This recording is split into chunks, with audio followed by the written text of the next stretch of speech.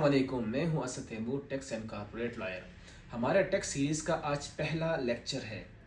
तो हमारा जैसा कि हमने आपको बताया था कि टैक्स लॉ के हवाले से हमारे लेक्चर्स पे बातचीत होगी। तो सबसे पहले शुरू करते हैं कि टैक्स लॉ क्या है। हम लॉ से शुरू करते हैं, कानून से शुरू करते हैं कि बेसिकली कानून है क्या। कानून किसी भी मुल्क को चलाने के लिए कुछ कवायद और ज़वाबित होते हैं कि जो कि पार्लियामेंट तय करता है एक्ट के ज़रिए से या ऑर्डिनेंस के ज़रिए से। इसी तरीके से जब हम टैक्स की बात करते हैं तो टैक्स का भी एक कानून है, और टैक्स के भी कुछ कवानीन ऐसे हैं कि किस तरीके से हमने मुख्तलिफ जो मतलब फ़िक्र है या मुख्तलिफ जो हमारे बिजनेस है, कारोबार है, मुल्क में रहने वाले हैं, उस पर किस तरीके से टैक्स लगाया जाए ताकि वो टैक्स आसानी से पे भी कर सके, और उस टैक्स के ज़रिए से जो पैसे वसूल होते हैं हुकूमत के ख़जाने को, उसको फिर मुख्तलिफ जो डेवलपमेंट के जो प्रोडक्ट्स है उस पर लगाए जा सके। तो हमारे मुल्क में जो टैक्स का कानून है इसमें मुख्तलिफ किस्म के कवानीन हैं। उस कवानीन में सबसे पहले जो कानून आता है वो है इनकम टैक्स। यानी इनकम टैक्स क्या, जो हमारी आमदन है, जो हमारी इनकम है, उस पे जो टैक्स लगता है वो किस कानून के तहत लगता है, किस तरीके से लगता है, उस पे कौन सा फार्मूला लगता है, ये तमाम एक्सप्लेन करता है इनकम टैक्स।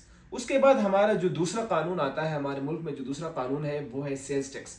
सेल्स टैक्स ज़्यादातर आपके प्रोडक्ट्स पर और आपके गुड्स या सर्विसेज पे लगता है। मिसाल के तौर पर आप मार्केट जाते हैं, आप कोई टूथपेस्ट खरीदते हो, तो जब आप टूथपेस्ट देते हो तो उस पर कीमत लिखी होती है, उस पर ग्रॉस प्राइस के साथ आपने देखा होगा कि सेल टैक्स का एक कुछ अमाउंट लिखी होती है। हमारे मुल्क में जो स्टैंडर्ड रेट है सेल टैक्स का वो है 18%, लेकिन ये वेरी करता है मुख्तलिफ प्रोडक्ट्स के साथ। लेकिन नॉर्मली हमारे जो अशिया इस्तेमाल होते हैं या उसका जो टैक्स का जो रेट होता है वो 18% होता है। तो सेल टैक्स जो हमारा लगता है वो प्रोडक्ट्स पे लगता है। ये जो मैन्युफैक्चरिंग होता है, जो मैन्युफैक्चरिंग यूनिट्स होते हैं, जो कारखाने होते हैं, वो जो प्रोडक्ट बनाते हैं, उस पर जो टैक्स लगता है उसको सेल टैक्स कहा जाता है। तीसरे नंबर पे हमारा जो मुल्क में टैक्स आता है वो फेडरल एक्साइज ड्यूटी है। फेडरल एक्साइज ड्यूटी आपके बहुत से जब इंपोर्ट होता है या आपकी मैन्युफैक्चरिंग होती है या आपके कारखाने कुछ प्रोडक्ट बनाते हैं तो उस पर कुछ एक सर्टेन अमाउंट टैक्स लगता है। और अगर आपने कोई प्रोडक्ट खरीदा हो, मार्केट से कोई टूथपेस्ट खरीदते हैं, तो उसके साथ सेल्स टैक्स के साथ उस पर एक फेडरल एक्साइज ड्यूटी का भी कुछ टैक्स होता है। तो ये तीसरे किस्म का टैक्स होता है। चौथे किस्म का टैक्स हमारे मुल्क में जो है वो कस्टम ड्यूटी है। कस्टम ड्यूटी वो टैक्स है कि जब आप किसी भी मुल्क से बाहर किसी मुल्क से अपने मुल्क में कोई चीज़ इंपोर्ट करते हो, और at the stage of import जब आप कोई प्रोडक्ट उस पर जो टैक्स लगता है उसको कस्टम ड्यूटी या कस्टम टैक्स कहा जाता है। क्योंकि हमारे कोई भी मुल्क जब कोई प्रोडक्ट इंपोर्ट करता है तो उनकी कोशिश होती है कि बाहर से कम चीज़ इंपोर्ट हो, इसलिए वो टैक्स उस प्रोडक्ट्स पे लगाया जाता है। क्योंकि ये चीज़ें बाहर बनती है, बैरूनी ममालिक में बनते हैं, उनके कारखानों में बनते हैं। तो हर हुकूमत की ये ख्वाहिश होती है कि हमारा इंपोर्ट कम से कम हो। लिहाजा जब भी कोई प्रोडक्ट हमारे मुल्क में इंपोर्ट होता है तो उस पर कुछ सर्टन अमाउंट टैक्स लगता है, और उस टैक्स को कहा जाता है आपके जो कस्टम ड्यूटीज़ होते हैं। एक और पांचवें किस्म का अगर आप टैक्स देखा जाए तो उसमें एक टैक्स है हमारे प्रोविंशियल टैक्सेस। 18th अमेंडमेंट के बाद अगर आप देखें तो बहुत से सूबों को ये इख्तियार दिया गया है कि अगर किसी सूबे में कोई सर्विसेज कोई प्रोवाइड करता है, कोई खिदमात देता है, कोई सर्विसेज, फॉर एग्जांपल मैं इसको एग्जांपल से आपको समझाता हूँ कि कोई कंस्ट्रक्शन की कंपनी है और वो किसी केपी में या पंजाब के खैबर पख्तूनख्वा में काम करती है, या पंजाब में काम करती है, या बलूचिस्तान में काम करती है। तो चूंकि कंस्ट्रक्शन कंपनी जो होती है वो सर्विसेज से रिलेटेड होता है, तो वहाँ पर उसको उस रेलेवेंट जो अथॉरिटी है उसके साथ उसको रजिस्टर्ड होना पड़ेगा और उस पर वो सर्विस पे एक टैक्स देना पड़ेगा। फॉर एग्जांपल मैं आपको एग्जांपल देता हूँ कि KPRA, जिसको केपरा भी कहा जाता है, तो KPRA का मतलब क्या है? Khyber Pakhtunkhwa revenue authority. ये खैबर पख्तूनख्वा रेवेन्यू अथॉरिटी क्या होता है कि उस अगर आप केपी में कोई भी सर्विसेज दे रहे तो you must register with KPRA। Similarly ये जो ऑर्गेनाइजेशन है, अगर आप पंजाब में बात करें तो इसमें आता है PRA, पंजाब रेवेन्यू अथॉरिटी। इसी तरह सिंध बोर्ड जो अथॉरिटी है, सिंध बोर्ड रेवेन्यू वो है, और एक और BRA यानी बलूचिस्तान रेवेन्यू अथॉरिटी। तो ये है प्रोविंशियल सर्विसेज। किसी भी किस्म के आप सर्विसेज किसी सूबे में जब आप देते हैं तो वहां पर उसके रेलेवेंट आपके टैक्सेस लगते हैं। इसी तरह कुछ और अदर टैक्सेस होते हैं, जिस तरीके से अगर आप देखें कि हमारी प्रॉपर्टी पे कुछ टैक्स लगता है। हमारे एक्साइज एंड टैक्सेशन के जो डिपार्टमेंट होता है, जब आप साल के बाद एक होता है तो एक प्रॉपर्टी पे खास किस्म का टैक्स लगता है। तो ये तमाम किस्म के जो टैक्सेस है हमारे मुल्क में, इस किस्म के टैक्सेस हमारे मुल्क में होते हैं। इनकम टैक्स की जो मैंने शुरू में बात की है, तो इसमें जो कानून हमारे पास मौजूद है वो है इनकम टैक्स ऑर्डिनेंस 2001। अगर आप इनकम टैक्स ऑर्डिनेंस 2001 पढ़े तो वो किताब आपको उन तमाम इनकम टैक्स के हवाले से बात करेंगे कि जो मुल्क में आप किसी भी सतह पर आपकी इनकम की जो अर्निंग होती है उस पर किस तरीके से आप टैक्स लगा सकते हैं। इसमें एडवांस टैक्सेस होते हैं, इसमें विद होल्डिंग टैक्स होते हैं, इसमें और मुख्तलिफ किस्म के टैक्सेस होते हैं। तो ये जो टैक्सेस होते हैं ये वेरी करते हैं, ये एक खास सर्टन, फॉर एग्जांपल मैं आपको एक मिसाल पेश करता हूँ। अगर आप अर्निंग कर रहे हैं, आपकी 6 लाख रुपए तक सालाना इनकम है, यानी 600,000, अगर आपके 6 लाख रुपए तक अर्निंग है तो आप पर कोई टैक्स नहीं।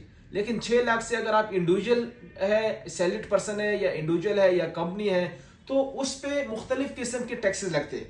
फॉर एग्जाम्पल अगर आप सैलरीड पर्सन है और आप तनख्वाह ले रहे हैं, तो अगर आप 6 लाख रुपए से आपकी तनख्वाह बढ़ती है एक सर्टेन अमाउंट पे, उस पर एक स्लैब सिस्टम है, यानी 6 लाख से लेकर 12 लाख तक एक स्लैब है, फिर 12 से 18 तक एक और स्लैब है, इसी तरीके से मुख्तलिफ स्लैब है। सेम अगर आप बिजनेस इंडिविजुअल के तौर पर एक दुकानदार है, एक सोल प्रोप्राइटर के तौर पे काम कर रहे हैं और वहां पर आपको कोई टैक्स लगता है तो उसमें भी स्लैब होते हैं। ये स्लैब सिस्टम एओपी में भी अप्लाई होता है। एओपी का मतलब क्या होता है? एसोसिएशन ऑफ पर्सन, जिसको हम जुबान आम में पार्टनरशिप फर्म कहते हैं।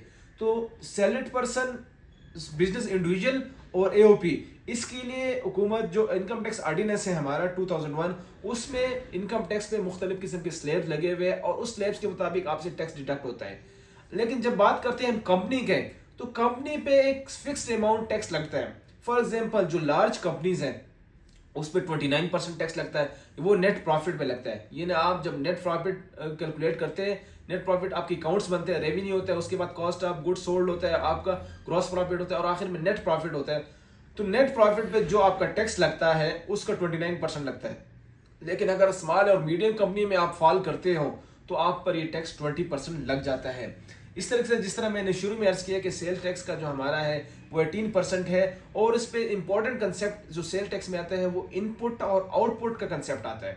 इनपुट और आउटपुट का कंसेप्ट क्या होता है? ये बिजनेसमैन के लिए होता है जो मैन्युफैक्चरिंग में हो, होलसेलर हो या डिस्ट्रीब्यूटर हो।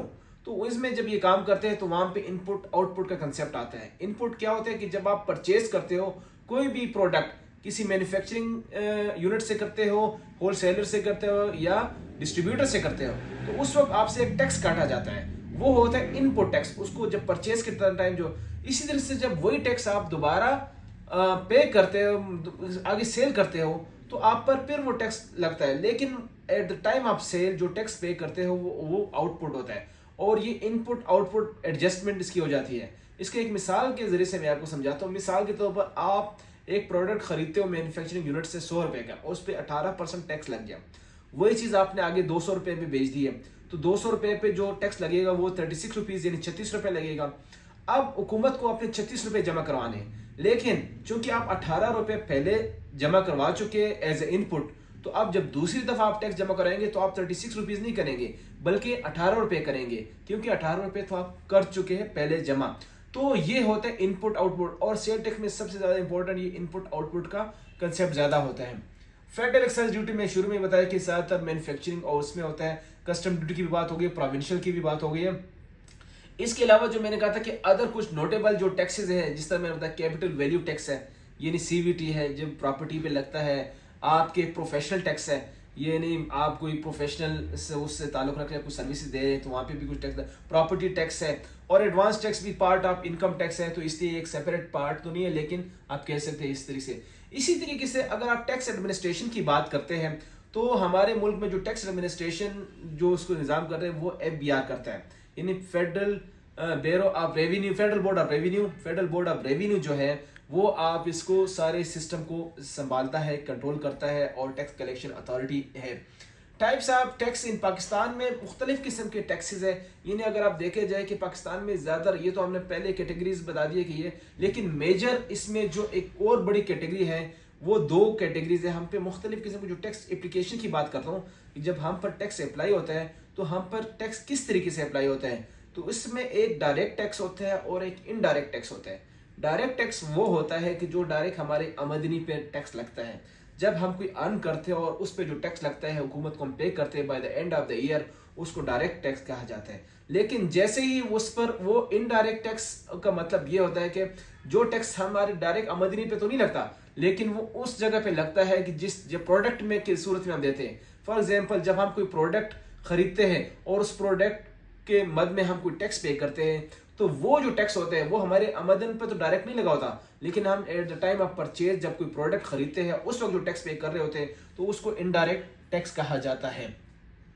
टैक्स रिफॉर्म्स और डिजिटलाइजेशन पे थोड़ी सी मैं बात कर देता हूँ कि हमारे मुल्क में टैक्स को में रिफॉर्म पे काफ़ी तेज़ी से काम हो रहा है और सिस्टम को डिजिटलाइजेशन की तरफ लेके जाया जा रहा है बहुत स्पीड से।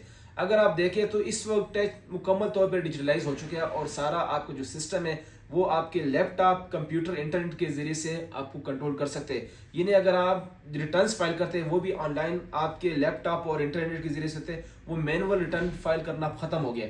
इसी तरह से आप कमिश्नर अपील तक आपको कोई ऐसा मसला है, नोटिस आते हैं, नोटिस के रिप्लाई भी आप ऑनलाइन देते हैं। और अगर कभी कमिश्नर अपील जाना हो, आपके खिलाफ कोई फैसला होता है नीचे और आप कमिश्नर अपील में जाते हो जो कि एक एपलेट फोरम है, तो वहाँ पर भी आप डिजिटलाइजेशन के जरिए से यानी आप ऑनलाइन सिस्टम के जरिए से इसमें अप्लाई कर सकते हैं। तो कुछ चैलेंजेस भी हमारे मुल्क में टैक्स के हवाले से है, जैसे कि टैक्स एवेजन है, यानी टैक्स को लोग अवॉइड करते हैं, टैक्स अवॉइडेंस है, तो टैक्स देते नहीं है, टैक्स छुपाते हैं, कुछ करप्शन का भी इश्यूज आते हैं। लेकिन बहरहाल ये चीज़ें तो हम बाद में डिस्कस करेंगे, लेकिन ये एक बेसिक कंसेप्ट था। ये आज के लेक्चर में मैंने जस्ट एक और व्यू आपको दिया है। हमारे आने वाले जो लेक्चर्स होंगे उसमें हम एक एक सेक्शन पे बात करेंगे, सेक्शन 1 से शुरू करेंगे और आगे सेक्शन करेंगे। तकरीबन 241 हमारे जो इनकम टैक्स ऑर्डिनेंस है इसमें तकरीबन 241 तक सेक्शन है, तो हर सेक्शन पे बात करेंगे। सेक्शन के बाद फिर इसके शेड्यूल्स है, जिसको स्केड्यूल भी कहा जाता है, शेड्यूल भी कहा जाता है, दोनों लफ्ज ठीक है, उस पर बात करेंगे। और फिर जब हमारा इनकम टैक्स ऑर्डिनेंस कंप्लीट हो जाएगा फिर हम सेल टैक्स पे आएंगे और फिर कस्टम और बाकी टैक्सेस पे आएंगे। तो आज के लिए इतना ही, इंशाल्लाह मिलते हैं नेक्स्ट वीडियो में। बहुत शुक्रिया, अस्सलाम वालेकुम।